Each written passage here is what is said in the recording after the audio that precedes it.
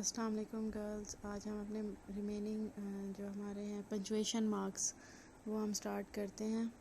कल हमने 6 to 7 देखे थे, आज हम बाकी के देखते हैं कि उनमें क्या क्या है। तो फर्स्ट हमारे पास है डैश। अच्छा, अब हमारे पास डैश होती हैं दो तरह की। अब आपने हाइफन को और डैश को जो है वो आपने मिक्स नहीं करना। हाइफन को हमने कल देख लिया था, एक बहुत ही छोटा वाला जो लाइन होती है वो हाइफन होगा। इनकी आप लोग ये देख लें कितना डिफरेंस आ रहा है। हाइफन कितना छोटा है, उसके बाद डैश के अंदर आप लोग ये देखें इनके सिंबल्स जो हैं, एक दो तरह के डैशेस हैं। एक को कहा जाता है एन डैश और दूसरे को कहा जाता है एम डैश। ठीक है, तो आप जो एन डैश है उसको देखें, वो थोड़ा सा हाइफन से बड़ा है। और ये कब यूज़ किया जाता है, जब आप लोग कोई एडजेक्टिव, दो तरह के एडजेक्टिव्स यूज़ कर रहे हो या बड़ा कोई एडजेक्टिव यूज़ कर रहे हो। एडजेक्टिव क्वालिटी होती है ना नाउन की, तो नाउन की कोई भी क्वालिटी जब आप शो कर रहे हो, जो दो क्वालिटीज़ मिला के शो कर रहे हो, तो तब आप डैश का यूज़ करोगे, एन डैश का। या अगर आप ईयर बता रहे हो कि इस ईयर से इस ईयर तक ये काम हुआ था, तो तब भी आप क्या यूज़ करोगे, एन डैश का इस्तेमाल करोगे। जैसे कि इसकी डेफिनेशन में लिखा है, an en dash is a symbol that is used in writing और प्रिंटिंग टू कनेक्ट नंबर्स और to connect elements of a compound adjectives. कि या तो आपने नंबर्स, डेट्स जैसे होती हैं वो आपने कनेक्ट करनी होती हैं, या आपने एडजेक्टिव, एक बड़ा एडजेक्टिव है, एक से दो एडजेक्टिव्स हैं जो कंपाउंड बन चुके हैं, तो आप उनको भी यूज़ कर सकते हो, उनमें भी आप डैश का यूज़ कर सकते हो। दूसरी आपके पास डैश की जो टाइप है वो है एम डैश। एम डैश में क्या है, is twice as long as the en dash and has a more complicated grammatical use, the symbol is use to. वैसे ये मैं आपको ज़्यादा समझाने के लिए कर रही हूँ, इसको आप ना भी यूज़ करें तो कोई मसला नहीं है। आप सिर्फ डैश जो है वो एन डैश करके भी यूज़ कर सकते हैं, मतलब सिर्फ आप डैश लिखोगे ऊपर और उसके नीचे जो इसकी डेफिनेशन है और इसकी जो एग्जांपल्स है ना वही कर दोगे। आप चाहे आगे इसकी फ़र्दर टाइप्स आगे शो ना करो, ना लिखो, तो कोई फ़र्क नहीं पड़ता। हाँ, अगर आप मज़ीद एलेबोरेशन देना चाहते हो, अपनी राइटिंग को इफ़ेक्टिव बनाना चाहते हो, आपके मार्क्स अच्छे हैं, तो फिर आप इन चीज़ों को करो। और तभी करो जब आप याद कर सकते हो। अगर आप ये चीज़ें ठीक ठीक से लिख सकते हो तब तो आप करो, अगर नहीं लिख सकते तो आप सिंपल डैश की हेडिंग देना और जो फर्स्ट वाली जो टाइप है उसका सिंबल बनाना और उसी की डेफिनेशन और एग्जांपल लिख देना, बस। ये दूसरे वाली टाइप को डिस्कस करने की फिर आपको ज़रूरत नहीं है। ठीक है, तो अब देख लें ये कहाँ पे यूज़ होता है। Indicate a break in thought और सेंटेंस स्ट्रक्चर, कि अगर आपने कोई थॉट का इजहार करें, मतलब कोई सोच, कोई आइडिया आप बयान करें एक सेंटेंस के अंदर, तो आप उसके अंदर ब्रेक देना चाहते हैं, तो आप ये एम डैश का यूज़ करोगे। कोई फ्रेज़ जो है वो ऐड करना चाह रहे हो सेंटेंस के अंदर, एम्फेसिस देने के लिए, मतलब किसी चीज़ पर जोर देने के लिए, किसी बात पर किसी चीज़ की डेफिनेशन देने के लिए या एक्सप्लेनेशन देने के लिए भी आप एम डैश का यूज़ कर सकते हो।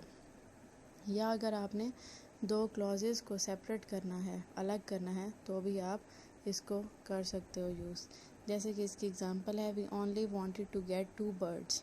ये एक क्लॉज है, ठीक है। अब आपने इसको दूसरी क्लॉज के साथ कनेक्ट करना है, तो आप इसको एम डैश लगाओगे, मतलब बड़ी वाली डैश लगाओगे।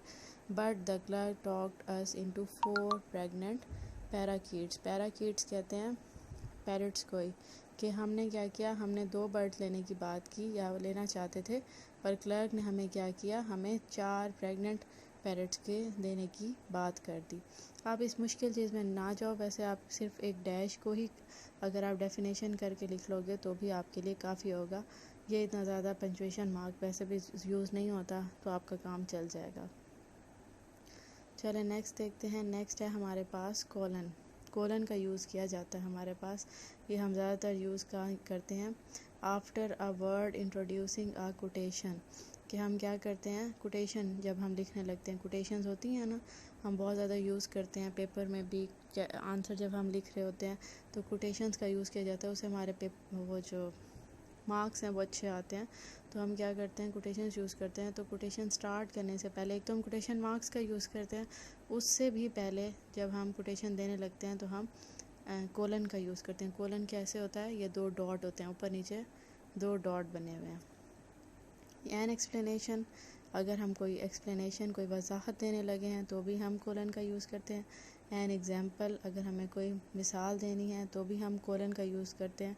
और सीरीज जैसे हम कहते हैं कि दीज आर एज़ फॉलोइंग, अगर हमने किसी चीज़ की लिस्ट देनी हो, ठीक है। ऐसे बहुत से क्वेश्चंस आते हैं आंसर जिनमें हमने ऐसे लिखना होता है कि इज़ एज़ फॉलोज़, कि हम नीचे किसी चीज़ को बयान कर रहे हैं, कोई लिस्ट कर रहे हैं, तो उसके आगे हम क्या करेंगे, फॉलोज़ के आगे या फॉलोइंग के आगे भी 2 डॉट लगाएंगे।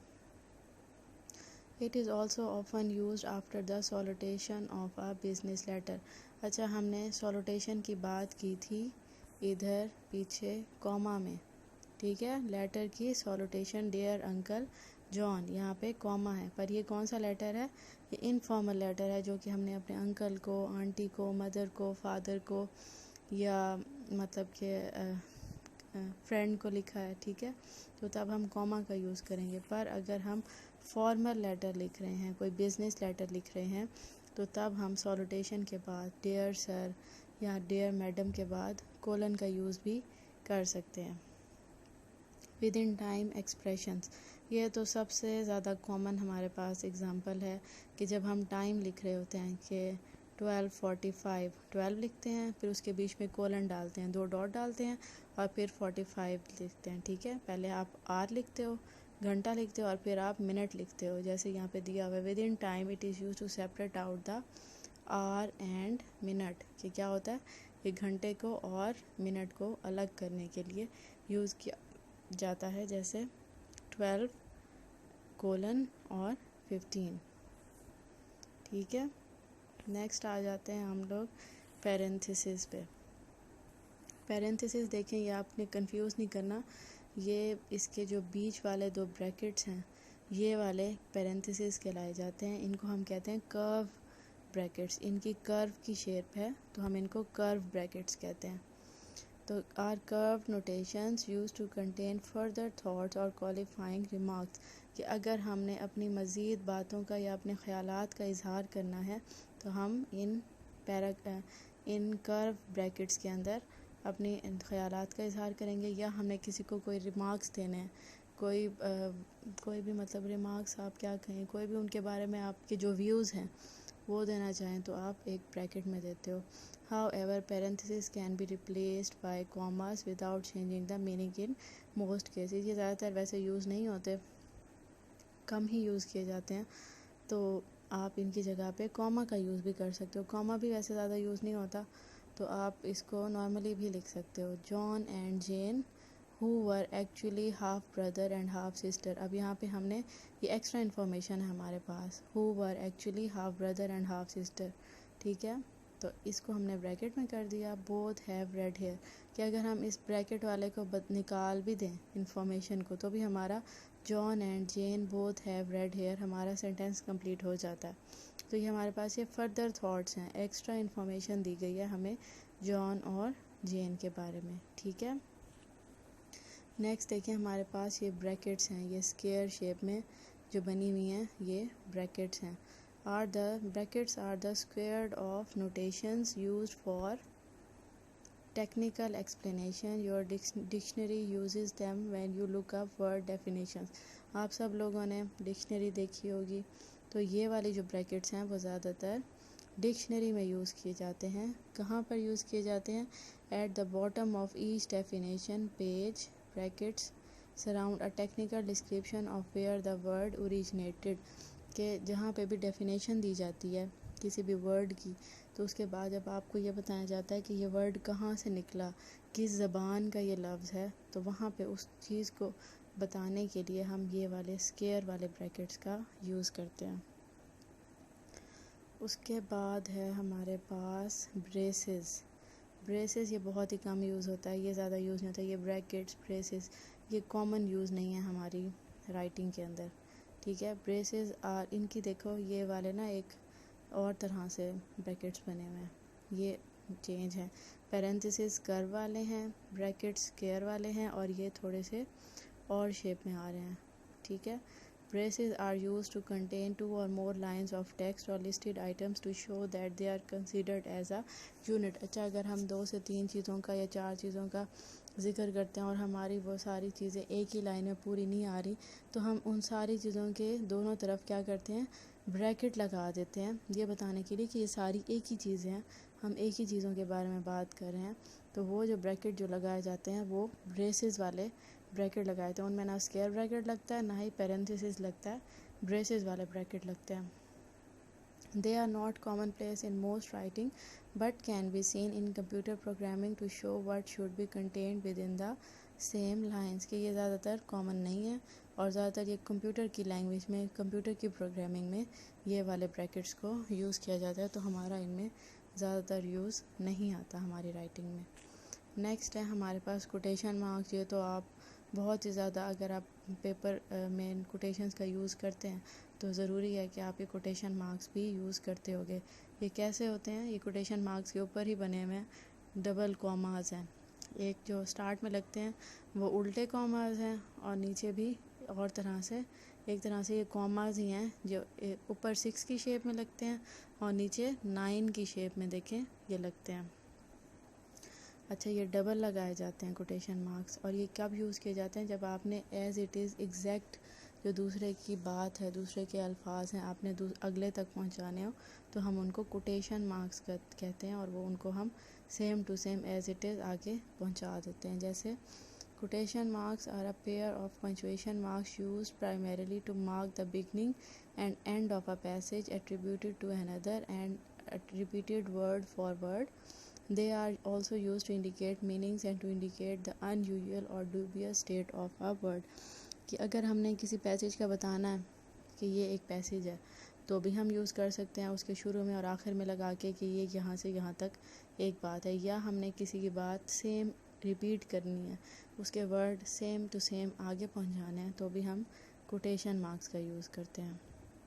या हम कोई अनयूजुअल बात है, गैर क्या कहना चाहिए, यूजुअल होता है आम सी, मतलब जो ख़ास कोई बात होगी, मतलब जो हमने हमारी आम रूटीन में नहीं हो रही वो बात। डूबियस कहते हैं शक की चीज़ को, कि जिस चीज़ पे हमें कोई शक पैदा हो रहा है, कोई ऐसी चीज़ है जो कि हमारी सराउंडिंग से एक्स्ट्रा ऑर्डनरी है, डिफरेंट है और हमें एबनॉर्मल सी लग रही है, तो उस बारे में अगर हम जिक्र करना चाहते हैं तो भी हम कोटेशन मार्क में उस चीज़ पर ज़ोर देने के लिए, उस बात पर ज़ोर देने के लिए भी कोटेशन मार्क्स का यूज़ कर सकते हैं। अच्छा, कोटेशन मार्क्स भी दो तरह के होते हैं, एक होते हैं डबल कोटेशन मार्क्स और नीचे देखें सिंगल कोटेशन मार्क होता है, एक और कोटेशन मार्क सिंगल वाला बना हुआ है। और ये तब यूज़ किया जाता है कि जब आप कोटेशन के अंदर कोई और कोटेशन देना चाहते हो तो आप तब इसका यूज़ करते हो। इसका भी बहुत ज़्यादा यूज़ नहीं होता, जो ऊपर वाला कोटेशन मार्क जो आपको बताया गया है, उसकी डेफिनेशन बताई गई है, वो वाली चीज़ ज़्यादा इस्तेमाल होती है। ठीक है, ये भी आपकी लैंग्वेज में बहुत ज़्यादा यूज़ किया जाता है। राइटिंग में हम कोटेशन मार्क्स बहुत ज़्यादा यूज़ करते हैं। नेक्स्ट है हमारे पास इलिप्सिस। इलिप्सिस भी बहुत कम यूज़ होता है, ज़्यादातर बुक्स में या हायर एजुकेशन में, मतलब कि आप हायर क्लासेस में जब जाते हो एमफिल में, तब आप एमफिल में या आप रिसर्च पेपर लिख रहे हो या थीसिस लिख रहे हो, पीएस कर रहे हो, तो आप तब ये इलिप्सिस का यूज़ करते हो। वैसे आपकी आम राइटिंग में यूज़ नहीं होता और इस यूज़ को कॉमन माना भी नहीं जाता। ये होता किस तरह है, 3 डॉट्स की तरह होता है, कि जैसे आपने बताया हो कि मतलब बात अभी, मतलब और भी बातें बहुत सी थी जो कि नहीं की गई पर इससे आगे बातें थीं, तो हम इसको कहते हैं ellipsis. The ellipsis mark is generally represented by 3 periods, मतलब 3 डॉट लगे होते हैं, although it is occasionally demonstrated with 3 asterisk, और ज़्यादातर चीज़ों पर ये 3 एस्टेरिक्स मतलब 3 स्टार की शक्ल में बनाए जाते हैं। उसको भी आप 3 स्टार जो बने होते हैं, आपने अक्सर राइटिंग्स में देखा होगा कि जब सेंटेंस कंप्लीट होता है तो उसके आगे स्टार्स बने होते हैं 3, या अभी सेंटेंस चल रहा होता है तो उसके बीच में ही कहीं पे स्टार्स बने हुए आ जाते हैं, जिससे पता लगता है कि यहाँ पे कुछ बातें बीच में से छोड़ दी गई हैं करने वाली, जो कि जिनकी बाद में वजाहत की जाती है, नीचे वजाहत की जाती है, या पता लगता है कि यहाँ पे उन बातों का जिक्र करना ज़रूरी नहीं था तो वो जिक्र नहीं किया गया। तो इनकी एग्जांपल देखो ये कहाँ कहाँ यूज़ होते हैं। Ellipsis are used in writing और printing to indicate an omission specially of letters और वर्ड, के अगर ओमिशन कहते हैं डिलीट करने को, ख़त्म करने को, कि जहाँ पर हम लेटर्स को, अल्फ़ाबेट्स को या वर्ड्स को ख़त्म करना चाहते हैं, वहाँ पे हम ये 3 डॉट लगा देते हैं, 3 स्टार लगाते हैं कि हमने यहाँ से बातों को काट दिया है। Within quotations to jump from one phrase to another, omitting unnecessary words that do not interfere with meaning। ये वाला पॉइंट भी थीसिस के अंदर ज़्यादातर यूज़ किया जाता है, तो आपको भी इस चीज़ की ज़्यादा समझ नहीं आएगी। कोटेशन जब बहुत बड़ी होती है और आप उसको छोटा करके लिखना चाहते हो, मतलब एक पूरा पैराग्राफ है कोटेशन का, तो आप अब उसको पूरे को डिस्कस नहीं करना चाह रहे हो, जो मेन बात उसके अंदर है आप वही डिस्कस करना चाह रहे हो, तो आप उसके अंदर बीच में ही वो 3 डॉट डाल दोगे, ताकि एक जहाँ तक आपकी बात थी मतलब कि उन दोनों बातों को आप कनेक्ट कर सको उन डॉट्स के साथ। तीसरा पॉइंट है इसका, स्टूडेंट्स राइटिंग रिसर्च पेपर्स और newspapers quoting parts of speeches will often employ ellipsis to avoid copying lengthy text that is not needed. कि ये ज़्यादातर रिसर्च पेपर्स में और न्यूज़पेपर्स में जब स्टूडेंट्स काम कर रहे होते हैं तो तब भी ऐसा ये किया जाता है कि इलिप्सिस यूज़ की जाती है, ताकि जो वो है आपका जो टेक्स्ट है वो ज़्यादा लेंथी ना हो। आपने बहुत ज़्यादा देखा होगा न्यूज़पेपर के अंदर भी ऐसा होता है कि ये स्टार्स बने होते हैं और इस चीज़ को अवॉइड किया जाता है, एक्स्ट्रा यूज़ ऑफ वर्ड्स को, तो इलिप्सिस का यूज़ किया जाता है। लास्ट है हमारे पास एपोस्ट्रॉफी, ये भी बहुत कॉमन है हमारे पास। ये ऊपर इसका देखें, एक इसका कॉमा बना हुआ है, उल्टा कॉमा है, ठीक है।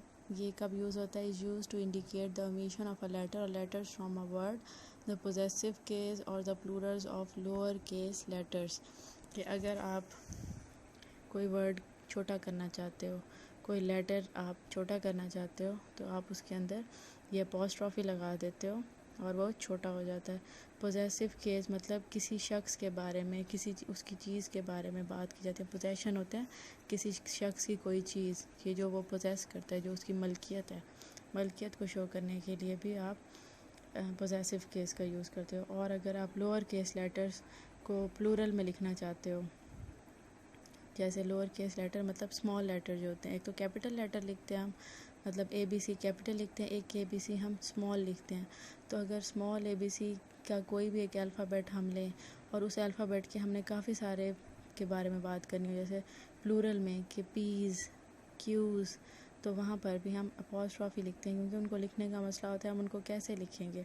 बहुत सारे पी या बहुत सारे क्यू तो नहीं लिखेंगे ना, बात को हम छोटा करके लिखेंगे, तो वहाँ पर भी हम अपॉस्ट्रॉफी का एस अपॉस्ट्रॉफी का यूज़ करते हैं। इसकी एग्जांपल देखें, omission of letters from a word, के वर्ड के अंदर से हम कैसे ओमिट करते हैं। An issue of natal importance, ठीक है। यहाँ पे नेटल जो है, यहाँ पे एक वर्ड था, यहाँ इसके अंदर से हमने एक छोटा कर दिया इसको और अपॉस्ट्रॉफी लगा दिया। अच्छा, अब आप यहाँ पे मोस्ट कॉमन अपनी एग्जांपल दे सकते हो, जैसे आप आई और विल, आई होता है और विल होता है, आप उसको आइल कर देते हो। आप बहुत सारी राइटिंग में लिखते हो ना, आइल, आए करते हो, फिर अपॉस्ट्रॉफी डालते हो ऊपर, यही कॉमा डालते हो ऊपर वाला, और डबल एल कर देते हो, मतलब डब्ल्यू और आई आप हटा देते हो। 2 लेटर आप हटा के 2 वर्ड्स को एक वर्ड में चेंज कर देते हो। तो आप ये वाली एग्जांपल भी यहाँ पर दे सकते हो। दे हैड को दे लिखते हैं हम और अपॉस्ट्रॉफी और डी डाल देते हैं, ठीक है। ये वाली एग्जांपल आप दे सकते हो, ठीक है। और नेक्स्ट है पोजेसिव केस, कि किसी चीज़ की मलकियत, किसी शख्स की मलकियत के बारे में आप जब बताते हो तब भी आप अपॉस्ट्रॉफी का यूज़ करते हो। जैसे सारास डॉग बाइट्स, के सारा के कुत्ता काटता है। सारा अपॉस्ट्रॉफी वही है, और एस लगाते हैं हम उसके साथ, उस चीज़ की, उस शख्स की मलकियत बता रहे हैं हम, सारास की, ये सारा का है। सारास डॉग बाइट्स, के सारा का कुत्ता काटता है। Plural for lower case letter, 6 people were told to mind their p's and q's. ये मैंने वही बात की है जो अल्फ़ाबेट वाली। तो अब हम पी बहुत सारे या क्यू बहुत सारे नहीं लिख सकते, तो हम वहाँ पे अपॉस्ट्रॉफी लगाएंगे और एस लगा देंगे, और क्यू के साथ भी ऐसे ही करेंगे, अपॉस्ट्रॉफी लगाएंगे और एस लगा देंगे, और इस तरह हम अपने वर्ड्स को छोटा कर देंगे ताकि रिपीटेशन ना हो बातों की, और ये और भी न्यू जो कुछ इनके अपॉस्ट्रॉफीज़ के तरीके भी निकले हैं यूज़ करने के, वो देखें कौन से हैं। It should be noted that according to Purdue University, some teachers and editors enlarge the scope of the use of apostrophe and prefer their use on symbols, numbers and capitalized letters even though they are not necessary। ये Purdue university जो है उसके teachers ने और editors ने क्या किया है कि अपॉस्ट्रॉफी का जो स्कोप है इसको बढ़ा दिया, और उन्होंने क्या किया, जैसे सिंबल्स होते हैं, जैसे सिंबल यहाँ पे दिया गया है एंड के साथ अपॉस्ट्रॉफी और एस लगा दिया है, मतलब उन्होंने ये नया यूज़ निकाल लिया है। नंबर्स के साथ निकाल लिया है, 7s 5s 8s 4s अगर हम लिखते हैं तो उसके साथ भी अपॉस्ट्रॉफी एस लगा लेते हैं। और कैपिटलाइज लेटर, जो कैपिटल लेटर होते हैं उनके साथ भी उन्होंने अपॉस्ट्रॉफी का यूज़ शुरू कर दिया। ये सारी समझाने की बात थी, आप इसका यूज़ नहीं भी लिखेंगे इसको तो कोई फ़र्क नहीं पड़ता, जब जस्ट आप इसकी डेफिनेशन लिखें और इसकी एग्ज़ाम्पल लिखें, ठीक है। तो ये थे हमारे सारे पंचुएशन मार्क्स, ठीक है। इनका याद करना बहुत ज़रूरी है, आपने इनको अच्छे से तैयार करना है और दोबारा से रीडिंग करनी है ताकि आपको मज़ीद क्लैरिटी हो जाए। और जो मैंने आपको दूसरा भी दिया है, क्या कहते हैं, जो मैंने आपको दूसरे नोट्स दिए हैं आपने उनको भी अच्छे से पढ़ना है, और उनके अंदर भी आपको कोई बात यहाँ से ना समझ आए तो आपने वहाँ से समझ लेनी है। वहाँ पे मज़ीद एक्सप्लेनेशन दी गई है हर चीज़ की, तो आपने वहाँ से मज़ीद क्लैरिटी ले लेनी है और इन सारी चीज़ों को समझ के अच्छे से याद कर लेना है ताकि आप पेपर में अच्छे से लिख सको, ठीक है। चलें, आज तक बस इतना ही था। Thank you.